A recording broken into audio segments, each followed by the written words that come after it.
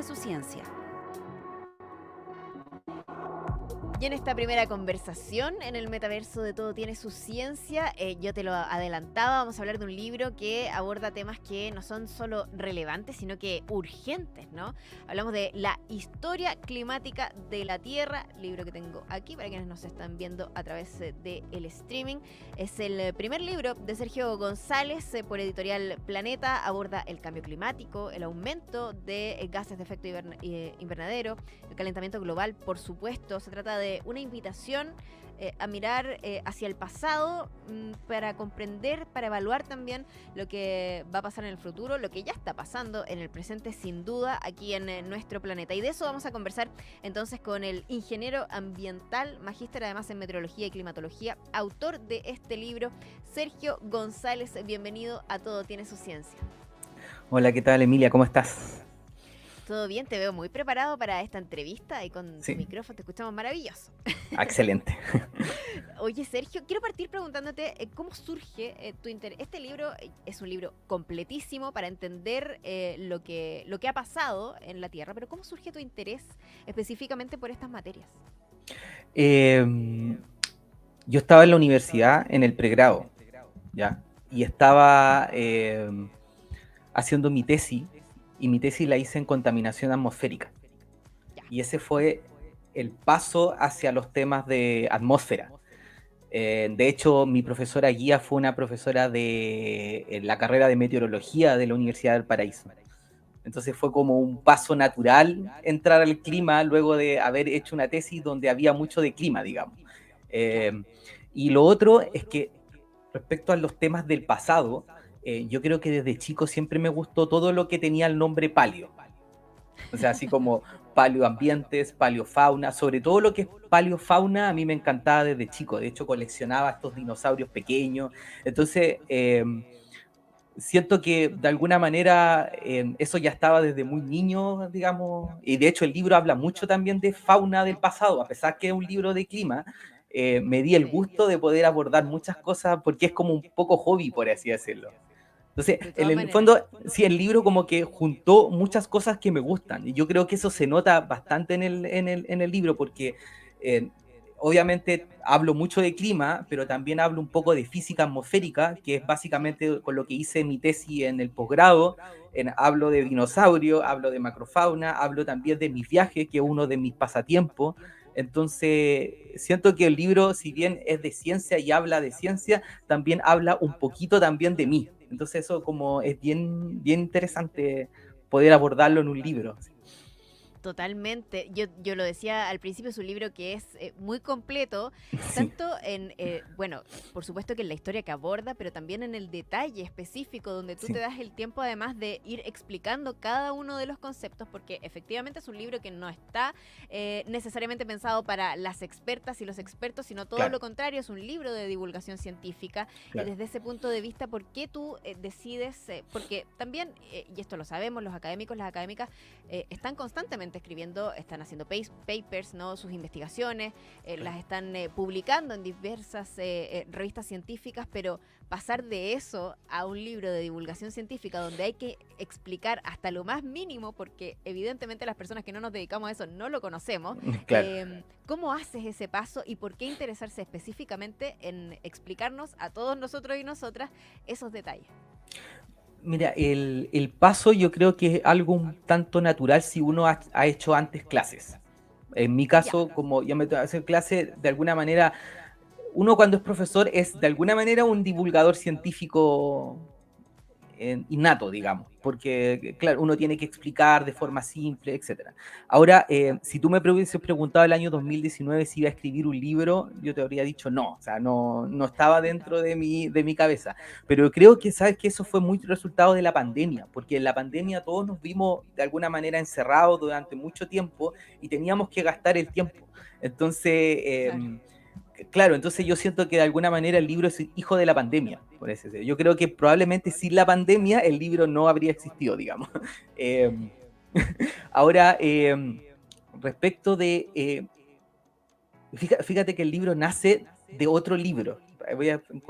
Había un libro que se llama Historia de la Tierra, no historia climática, historia de la Tierra, que es de un geólogo, Ya. Robin Hansen, que lo que hace es un recorrido cronológico de los eventos geológicos de nuestro planeta. Y yo lo que empecé a ver, dije, me gustaría leer un libro de clima con esa misma organización cronológica. Entonces comencé a buscar libros y no encontré ninguno. Y ni siquiera en inglés, porque digamos yo también a veces compro libros en inglés y no encontré ninguno y dije, pero ¿cómo no va a haber nada de esto? Entonces, en ese momento fue cuando dije, ya, esto puede ser un espacio para poder hacer divulgación, porque no hay información de esto, es muy difícil encontrar. Y lo otro que me di cuenta es que había muchos libros de cambio climático, pero enfocados en política de cambio climático, en Sí. cómo enfrentar el tema, hablando de la crisis climática, pero nada escrito acerca de lo que ya había sucedido y de cómo esos fenómenos que ya sucedieron nos permiten entender el presente. Entonces ahí eso fue como un poco la motivación de donde nace digamos, el libro y por qué decidí entrar en la parte de la divulgación. Oye, es súper interesante y además que yo lo decía también en la presentación, es un libro no solo relevante, sino que también que aborda materias que son urgentes, ¿no? Y al principio del libro tú además hablas de los negacionistas del cambio climático Sí. y en ese contexto, ¿por qué crees tú que es tan urgente justamente reconstruir la historia climática de la Sí. Tierra para comprender también lo que está pasando hoy día y lo que nos va a seguir pasando en el futuro?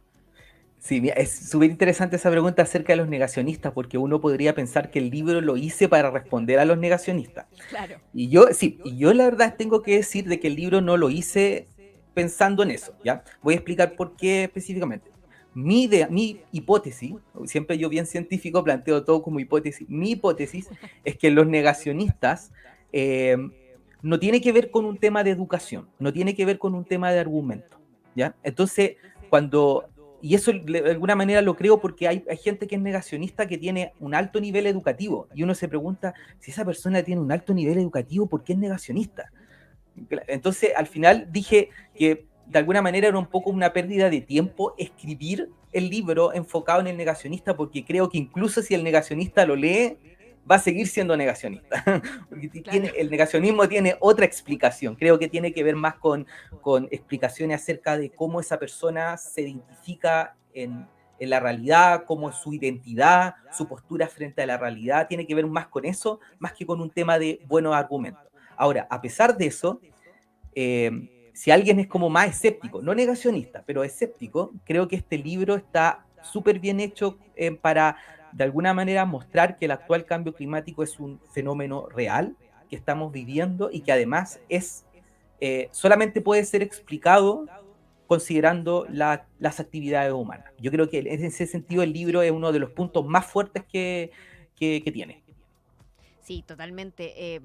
Bueno, este libro es una invitación a conocer también el clima del pasado, va narrando, va explicando distintos periodos, pues es tan interesante porque uno va entendiendo qué es cómo llegamos hasta acá en el fondo, Claro, ¿no? sí, Pero para entrar en materia de lo que vamos a encontrar ahí, ¿no? ¿Qué sí, diferencia entre lo que ya vivió la Tierra con el calentamiento global que vivimos hoy, ¿no? ¿Cuál es la diferencia ahí? Y también, ¿qué hay en común para mirar y claro. para comprender? Claro. Eh, Mira, alguien podría pensar de que de alguna manera este es como el primer evento de donde están emitiéndose gases de efecto invernadero, etcétera, etcétera. Pero la verdad es que cuando uno hace una revisión del pasado, uno se va a dar cuenta que las inyecciones de gases de efecto invernadero a la atmósfera han ocurrido decenas o quizás cientos de veces. Es un fenómeno recurrente en el planeta, ¿ya?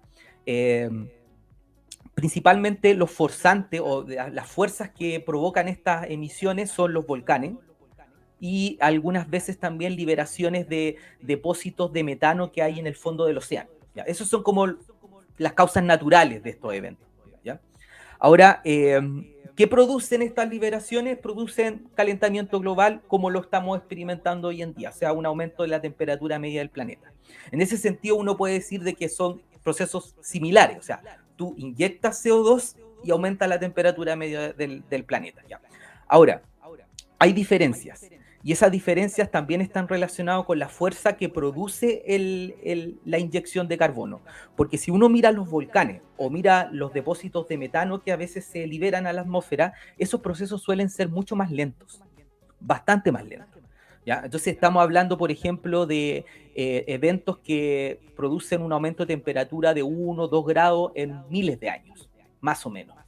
El actual fenómeno está implicando un aumento de 1 grado en 100 años. O sea, para que nos hagamos una idea, es 10 veces más rápido de lo Claro. que podemos encontrar. Y eso no es una característica así como simple, o sea, tiene muchas consecuencias, porque de alguna manera los ecosistemas de alguna forma pueden adaptarse a ciertos cambios, pero ese proceso de adaptación requiere tiempo. Si un cambio es muy brusco, el ecosistema tarda en adaptarse. Entonces, la rapidez yo creo que es una de las cosas más peligrosas que tiene el actual cambio climático y que lo diferencia respecto de los otros fenómenos que han ocurrido en el pasado. Pero fíjate que a pesar de que los eventos que ocurrieron en el pasado eran más lentos, hay varios de esos eventos que produjeron extinciones de especies.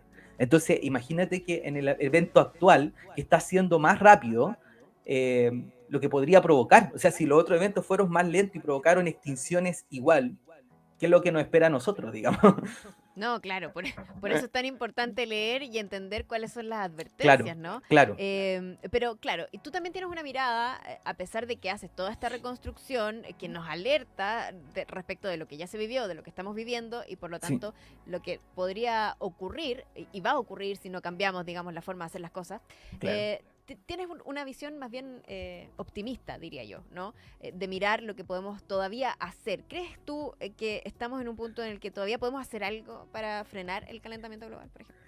¿Sabes qué? Tú no eres la primera persona que me dice que siente un cierto optimismo en el libro. En otra entrevista, el otro día también, no sé, con el Rafa Cabá, también me decía lo mismo, como que sentía que en el libro había algo de optimismo, y yo la verdad es que siento que no. O sea, yo a lo menos, mi- no sé si es por un tema como de personalidad, yo no soy la persona más optimista del mundo, pero ¿sabes lo que pasa? Yo creo que a veces se puede leer cierto optimismo en el libro, porque ahí en el libro explico de que hoy día, hoy, en la actualidad, es posible cumplir la meta de Claro. tener un calentamiento bajo 2 grados. Esa ventana de acción podríamos no tenerla, ¿ya? O sea, hoy día Claro. físicamente, si se toman las medidas adecuadas y llegamos al año 2050 siendo carbonos neutrales, o sea, con emisión cero, digamos, emisión neta cero, uno podría pensar de que podemos estabilizar la temperatura en 1,5 grados respecto al periodo preindustrial, que sería bajo los 2 grados, que es el límite que se puso el IPCC. ¿Ya? Entonces, eso Claro. es físicamente posible. Y es por eso que de alguna manera uno puede decir hay esperanza, digamos. Porque, insisto, podríamos estar en un escenario en donde incluso si reducimos emisiones, no vamos a cumplir la meta. Y eso podría pasar si tomamos las medidas posterior al año 2050. Por eso las medidas se tienen que tomar ahora. Es ahora que uno tiene esa ventana para cumplir esa meta. Si la tomamos ya el año 2050 o el año 2060, no vamos a cumplir esa meta. Así de simple. No, no se cumple, no hay cómo producir. Claro. Estamos conversando con Sergio González, él es ingeniero ambiental, magíster en meteorología y climatología y además autor de este libro del que estamos conversando, Historia Climática de la Tierra. Y permíteme que te saque un segundo del libro, pero a propósito de lo que nos estabas contando, Sí, tiene mucho que ver con lo que conocimos durante esta semana, los expertos de la Organización Meteorológica Mundial sí, que pronostican que la temperatura media anual cerca de la superficie terrestre podría elevarse. Ellos advierten de forma transitoria más claro, de 1,5 grados sí, por encima de los niveles preindustriales entre 2023 y 2027. claro. ¿Qué significa esto? Lo que pasa es que actualmente estamos entrando con toda probabilidad a un fenómeno del niño. ¿Ya? Un evento del niño, lo que sucede en términos como bien simple es que mucha energía que está en el océano, que se fue acumulando en el océano, se libera a la atmósfera. Entonces, obviamente, parte de esa energía pasa a ser lo que llamamos el calor sensible. El calor sensible es básicamente la temperatura.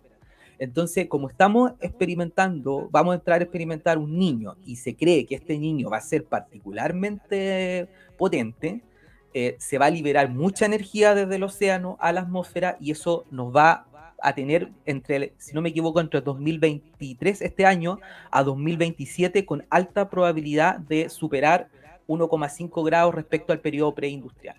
Entonces, es transitorio porque depende de que ocurra el fenómeno del Niño, pero es preocupante porque de alguna manera nos pone en alerta de lo que puede pasar con el fenómeno del Niño en 20 o 30 años más. O sea, imagínate en un escenario en donde el calentamiento el calentamiento promedio del planeta sea muy alto y además ocurre un fenómeno del Niño. O sea, ya no va a ser 1,5 grados, van a ser 2 grados. Y ahí quiero hacer un punto bien relevante. Uno dice 2 grados y dice, oh, no es tanto, pero ese es promedio del planeta, ¿ya? Claro. Uno toma todos los datos y promedia el promedio y obtiene el promedio del planeta. ¿Cuál es el tema? Es que la Tierra, si uno se fija en la Tierra es principalmente océano. La mayor parte de la Tierra es océano. Por lo tanto, hay una suerte de sesgo de temperatura en ese sentido que de alguna manera ese promedio tiene mucho más ponderado el océano que la Tierra. Si uno hace un promedio de solamente la temperatura en superficie, no en el océano, en ese caso estamos hablando de un calentamiento infinitamente superior a 2 grados, ¿ya?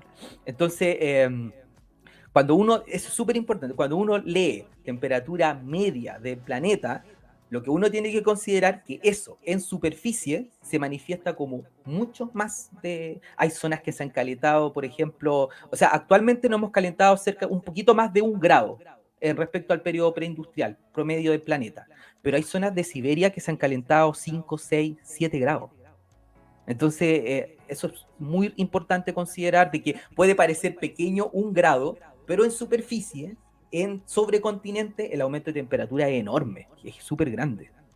Claro, y es por supuesto una advertencia de la que hay que hacerse cargo ahora mismo. Para entender además todo el tema de los promedios de la temperatura del planeta también está explicado en el libro Sí, Historia claro, Climática sí. de la Tierra, por eso a mí me quedó clarísima la explicación Sí. que acabas de dar, porque la había leído anteriormente. Sí, y también explico el fenómeno del Niño también en el libro, También, así que exactamente. sí. Oye, ya vamos a ir cerrando, pero quiero que dejes una invitación, Sergio, de por qué leer este libro, Historia Climática de la Tierra, libro de Sergio González, de Editorial Planeta. ¿Por qué dirías tú que hay que leer este libro?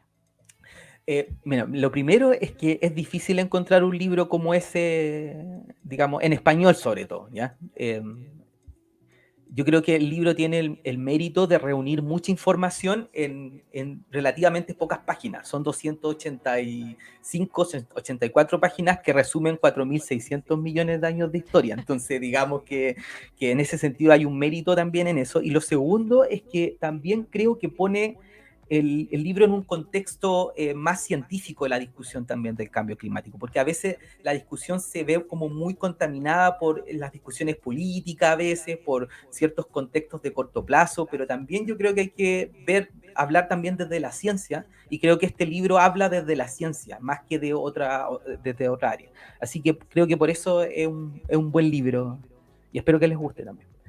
Y es justamente un insumo para toda esa discusión política que además es tan relevante y tan importante que se tenga para poder tomar cartas en el asunto. Te queremos agradecer, Sergio González, ingeniero ambiental, magíster en meteorología y climatología, autor de este libro, Historia Climática de la Tierra. Vamos a estar regalando un ejemplar, ya les voy a contar en detalle.